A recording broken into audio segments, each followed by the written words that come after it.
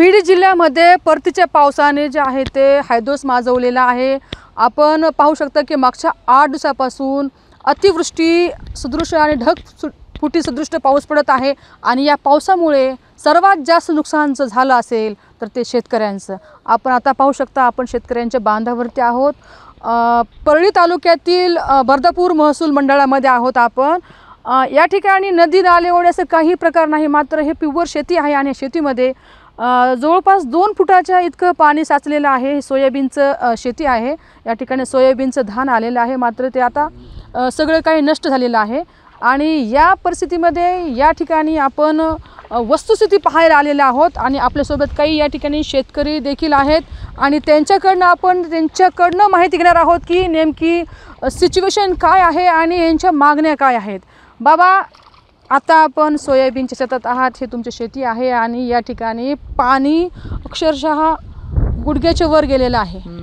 पीक सगळं गेलं की आता काय ह्या पिकात काय राहिलंच नाही की आता दुसरं पीक घ्यायला बी वापसा होत नाही, काय करावं त्याला। मग आता सरकारनं काही तर मदत केली तर आमचं आहे, नाही तर जीवन खलासच। आता दिवाळी तर होतच नाही, काय विलाज नाही त्याला, काय करणार आता। शेतकऱ्याला दुसरं साधनच नाही ना काही, आणि शेतकऱ्याला सगळं चौकून मारायले तर सगळे पंचनामे झाले असं सांगले जाते आपल्याकडे। पंचनाम्याला यायला तयार नाही कोणी इथं, तर कशाला म्हणजे तुमच्याकडे कोणी आलं नाही, कशाला यायलेत, कोण यायले ते कागदावर तिथंच करायले सगळं। म्हणजे कसं आहे तिथं बसूनच सगळं बघायला ती, इथं असं तुमच्या अक्षरशः येईना गेलेत ना, अक्षरशः जी बघ नजरेला डोळ्याला आणि कानाला फरक आहे। सगळं शेतकऱ्यावर नुकसान शेतकऱ्याचंच आहे सगळ्यात, बाकीचं कुणाचंच नाही। आणि सगळे खाऊचा बाजार झालाय, कुठेही जा असलं झालं। इथले आमदार खासदार कोणी तुम्हाला कॉल कशाचे आमदार खासदार आमच्यापासून येतच नाही तर साहेब, तर गावातच येऊन जायचं, तिकडे सांगायचे झालं तर झाला पंचनामा म्हणून। इथं बरेच तुम्ही जसं आला तसं कोणी आलं इथं। आपल्यासोबत आणखी काही शेतकरी या ठिकाणी आहेत, आपण त्यांच्याकडनं माहिती घेणार आहोत की त्यांची नेमकी सध्याची परिस्थिती काय आहे आणि सिच्युएशन काय आहे। काय सांगताय तुम्ही? शेतकऱ्याचं असं अवघड झालंय, एकरी 25 ते 30 हजार रुपये एकरी खर्च आला एकतर। मोल मंजूर लावायचे कशाने लावायचे आणि कशाने ही पिकं समजा उमाटावर कुठं बुटं जरी राहिलेलं जरी असलं तर कशाने काढायचं। शेतकऱ्यापाशीच काही शिल्लक नाही तर शेतकऱ्यानं करायचं काय आणि द्यायचं कुठून। एकरी 25 ते 30 हजार रुपये एकरी समजा खर्च झाला, हे कुठून द्यायचा, काय करायचं शेतकऱ्यांनी। सरकार शेतकऱ्यांच्या सोबत आहे असं म्हणतंय। शेतकऱ्याच्या सोबत असून काय करायचं, शेतकऱ्याला पसाभर जर भेटत नाही तर काय करायचं। शासन संघ असून शासनानं त्याच्यावर लक्ष दिलं तर काहीतरी शेतकऱ्याला मिळेल, शासनानंच नाही सहकार्य जर केलं तर शेतकऱ्याला काय मिळणार आहे। आणखी काही या ठिकाणी शेतकरी बांधव आहेत, आपण त्यांच्याही प्रतिक्रिया घेणार आहोत। आत्ता सध्याला पाहायला गेलं तर आत खूप सारं पाणी आहे शेतामध्ये, जवळपास हे पाणी पाहायला असं दुरून तर वाटत नाही पाणी आहे म्हणून, पण प्रत्यक्ष जेव्हा इथं आलोत फील्डवरती तेव्हा कळालं की पाणी किती खोल आहे ते। हो खरं आहे, 2 फूट तरी त्यात पाणी वर असेल जमिनीच्या वर। आणि खरं पाहता अतिवृष्टीमुळं एकतर शेंगा खूप कमी प्रमाणात लागल्या आणि ज्या लागल्या त्याही फुगलेल्या नाहीत, काढायचे सुद्धा म्हणजे पैसे मिळणार नाहीत।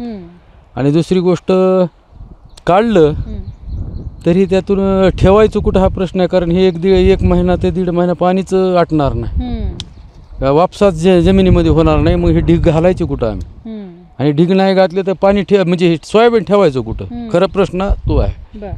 आणि त्याच्यामध्ये खर्चही करायचा शेतकऱ्यांनी म्हटलं, सोयाबीन कसं जसं आहे तसं काढायचंही म्हटलं तरी ठेवायचं कुठं हा प्रश्न आहे मॅडम। आता कारण आम्ही कसं असतं, आता हे वापसा आलेल्या जमिनीवर चांगल्या जमिनीवर आम्ही ठेवून देतो, जेणेकरून त्याला बुरशी येऊ नये, पाणी लागू नये, हडकून पटकन गोळा करून ढिगाला लावा। पण इथं जमीनच दिसत नाही पाण्याखाली, तर ठेवायचं कुठं हा प्रश्न आहे। या ठिकाणी पंचनामे वगैरे झाले? आणखीन तरी काही नाही, सध्या तरी काही नाही। सध्या पाहू शकता की आणखी काही आहेत आपल्यासोबत शेतकरी। बाबा, काय सांगताय? आता दिवाळी आली तोंडावरती। हो, दिवाळी आली, काय करावं, कशानं खावं। हा, दिवाळीला काय खर्चावं आणि काढावं कसं, काय करावं। हा, पाणी गुडघा बरं आहे तर ह्याच्यात काय करावं आम्ही। सरकारला काय मागणी असते? हा, काय म्हणावं त्यांनी काय नाही, काय आम्हाला ही दिवाळी कशी खावी आणि मजुराला काय जेवण आम्ही काय खाऊ? हा, ही प्रश्न आहे ना. आता काहीतरी सरकारनं बघायला पाहिजे आमच्याकडे.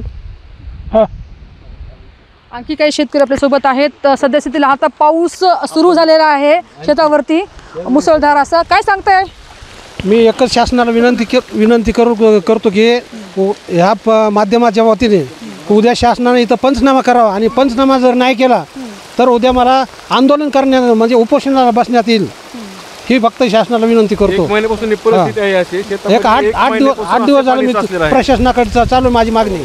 येत नाही कर्मचारी कोणी. तर आपण पाहू शकता की या ठिकाणी अतिवृष्टी झालेली आहे, सुरू झालेली आहे. आणखी एक शेतकऱ्यांचं म्हणणं आपण त्यांच्याकडून घेत आहे. आणि ही जी आजची परिस्थिती आहे शेतामध्ये आपण पाणी पाहताय, 1 महिन्यापासून असं शेतामध्ये पाणी आहे. आणि आणखीन हे जरी पाऊस जरी उघडला तरी 1 महिना 1.5 महिना हे पाणी शेतातलं संपणार नाही. त्यामुळे काढता सुद्धा येणार नाही आहे ते पीक. त्याच्यामुळे 100% नुकसान आहे आणि शासनाला अशी विनंती आहे की आमचं पीक विमा 100% मंजूर करावा. तर आपण पाहू शकता की काय सांगताय बाबा तुम्ही? आता पाऊस सुरू झालेला आहे, आणखी कड लागली शेतकऱ्याची साहेब. बर्दापूर हातोल्याला 80% नुकसान भरपाई दिली पाहिजे तहसीलदार साहेबांनी, मुख्यमंत्री साहेबांनी. हां, 100%च मला हरकत नाही. सगळे पाण्यामध्ये पिकं गेली. आता कामुनी मोहरी पिकं जन्मणार आहेत साहेबांना. परिस्थिती वाईट आहे साहेब, अवघड आहे. नुकसान भरपाई द्यावी ताबडतोब. तर आपण पाहू शकतो की पाऊस जो आहे तो उघडण्याचं नाव घेत नाही. हवामान खात्यानं अंदाज वर्तवलेला आहे की आणखी 30 तारखेपर्यंत प्रचंड असं अतिवृष्टी होणार आहे. आणि खाली पाहायला गेलं शेतामध्ये पाणीच पाणी आहे. तळ्याची परिस्थिती निर्माण झालेली आहे आणि वरून राजा आणखी बरसत आहे.